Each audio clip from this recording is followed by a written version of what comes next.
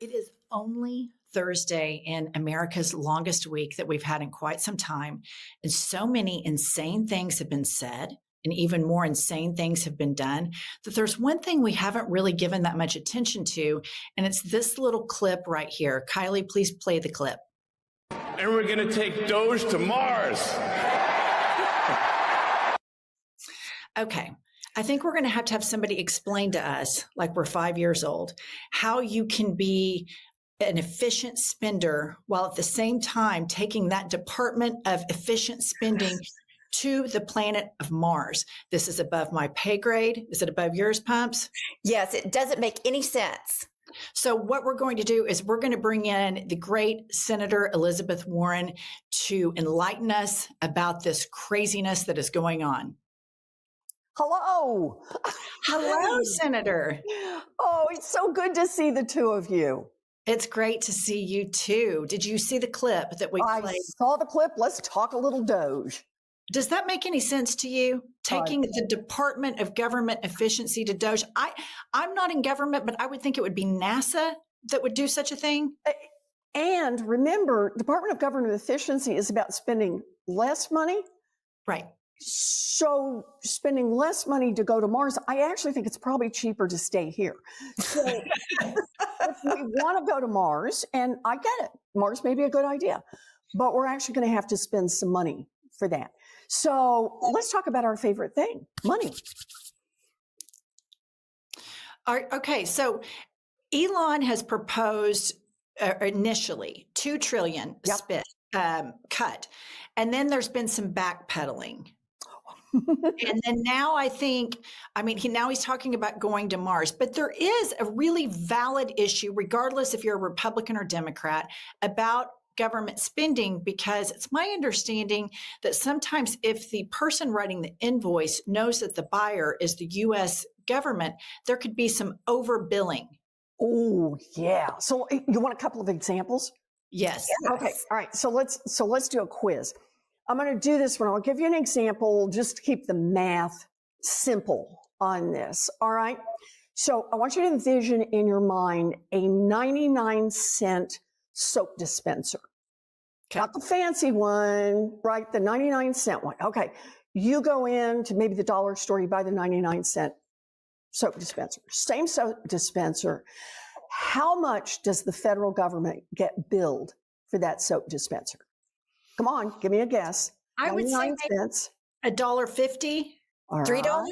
$3? How about $7,489? What? Yep. Is this widespread? So it just crops up in all kinds of places. We got another little clip that costs less than 5 cents. Government pays $70 for it. And here's the thing, that stuff is just sprinkled through like pepper in your vegetable soup. It's just kind of everywhere. And the Department of Defense, because that's where I've started on this, the Department of Defense is the only branch of government that literally has never passed an audit. So these are the guys spending money.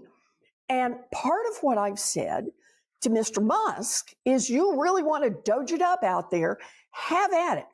But let's start over here by changing the practices around how we do contracting with these private contractors who just rub their little hands together and say, whoa, federal government is paying, then I'm going big on the price tag. We can fix that, and we can save about $200 billion over the next 10 years. There's an opener. So this reminds me of, I believe it was a Time magazine article that came out like 5 or 6 years ago. And the billing, those little cups that you put your pills in that the nurse brings to you. Hospitals were paying something insane, like $50 or something for a little paper cup. Mm-hmm. So this seems to be kind of a systemic problem, this kind of profiteering. And when you have somebody, it's like insurance agency, the healthcare industrial complex seems to do this. And then you have the military industrial complex that seems to do this. Do your colleagues across the aisle, is this something that you think they would think was equally egregious as you Yeah, do? I actually do. I think we've got a chance to pull in Democrats and Republicans. I started with Department of Defense and just said, I'm not talking about cutting out programs and so on. I'm just saying, change your contracting promises, the practices, the green eye shade stuff, let's just change that and save a couple of $100 billion. Let me give you another one though. In healthcare, did you know now that about half of all seniors have been sucked into, instead of staying on Medicare, which works pretty well, they've got something called Medicare Advantage. Okay, and what that is that's the privatized version of Medicare. And it's run by private for-profit companies. And they did the same thing. They say, whoa, federal taxpayers are going to pay for this. Let's go big. And the way they go big here is that they have some ways to manipulate the billing, and they do a lot of denial of service. Even though the law says you have to provide everything Medicare does, they turn you down on drugs, they turn you down on when you can get your knee surgery, whatever it is. As a result, independent, not partisan group has looked at it and said just last year that those Medicare Advantage private insurers ripped off American taxpayers for about $83 billion in 1 year. Another independent group looked at it and said, no, you've got that totally wrong. It was $140 billion that they ripped off. So think about that. Over 10 years, there's $1 trillion right there. There are things we could do to reduce costs. And that's the way we ought to go about it. These giant corporations that aren't just picking your pocket anymore. They're taking taxpayers, turning them upside down and shaking all of the money they can out of your pockets. We could put a stop to that. Pumps? I was wondering, I'm unclear on how Doge is going to function. Will there be congressional oversight? Will it be something that you as a senator go with Elon Musk and you discuss these things? Or does he just say, here's the cut and Trump signs it? So what's the level of oversight on Doge and Congress interaction with it? Well, you are right to be confused about that because at this point, there's no information on what's going on here. In fact, if they actually had a government office, I'd go over there and talk to them. The problem is there's nobody except evidently Elon Musk running this out of his hip pocket, and whoever it is, he's decided to bring in on the game. So that's why I sent him a letter.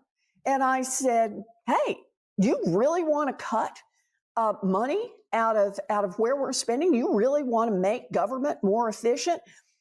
I got a plan for that. Here are 30 different items you can cut, and you can save more than $2 trillion on those cuts alone. And it starts right where you did. I think this is important because it was Elon Musk who started out and said, we're going to save $2 trillion on the cuts we're going to make. Great. And then short time later, he says, we're going to save $1 trillion on the cuts we're going to make. Whoa. Then a little while later, he says, we're going to save $500 billion. So we're going from 2 to 1 to 1/2. And what I'm saying to him is, don't chicken out. You don't have to cut back on your numbers.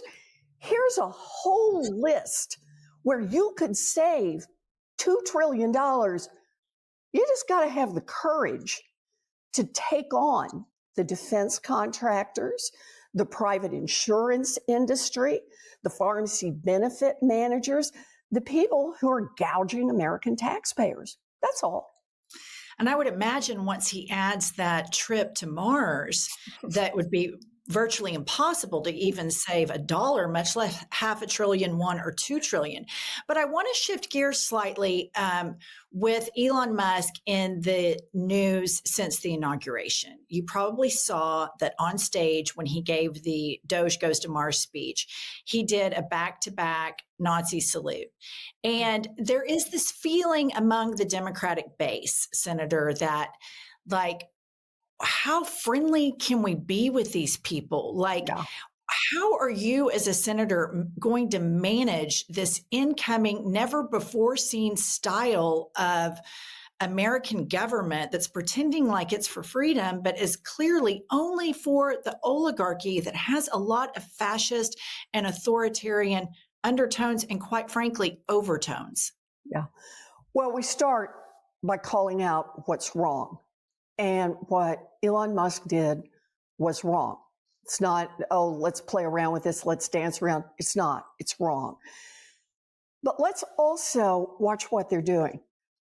Remember how we started with that $2 trillion in government efficiency, and all of a sudden it's a trip to Mars, and let's talk about this, and let's talk about that, and let's go somewhere else. No, I actually think we got to hold these guys down and say, for example, Donald Trump ran on cutting costs for American families. And American families told us in this election, we want somebody on our side. We want somebody who's going to cut costs. Okay.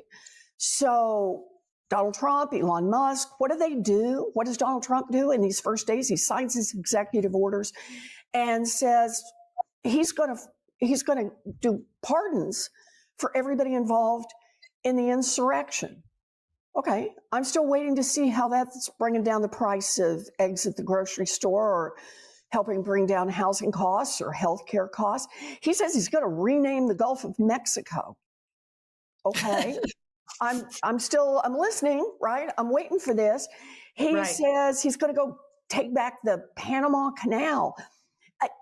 I think what we got to worry about here is that they flood the zone with some really hateful stuff and some just really weird stuff. Yeah. And we're kind of left to say, not that, not that, not that. Look, you want to talk about money? I'm your gal. Let's go. You want to say you want to do more efficiency in government? Let's go.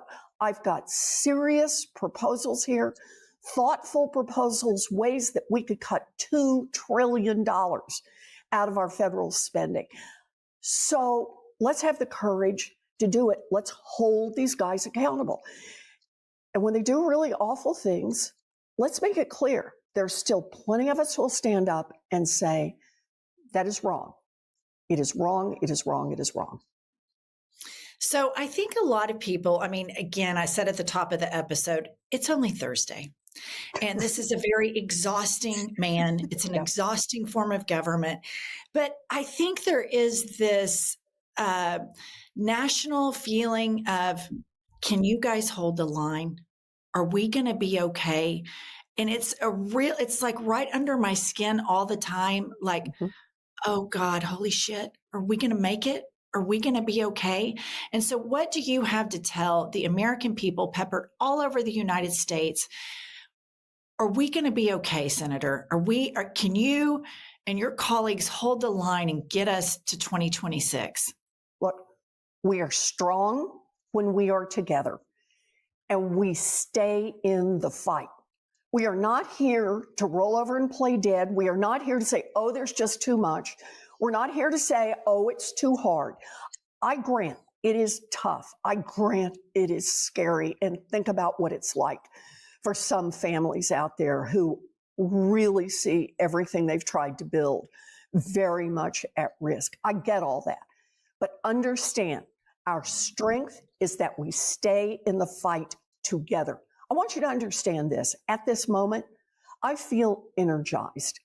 I feel energized because Donald Trump, the Republicans over in the House, the Republicans in the Senate, and Elon Musk have laid out a whole bunch of stuff that is truly a betrayal of what they told the American people. So our job is to point that out and to hold them back. And that's what we're going to do. I love it. We say, the first Trump term, we called it the resistance. Pumps and I are now calling this one the rebellion. We will be rebels. We are going to rebel. And so I ask all of our listeners and all of our viewers to join us in the rebellion. Senator Warren, we love having you on. We have Oklahoma ties with you. And if you will let all of your rational, sane colleagues know that IHIP News is always a place for them to come message, because people are scared, but we need to hear that. I like that you're energized. I feel energized after having spoken to you. And take Elon Musk to the mat. I know you can do it. You bet. Let's do this.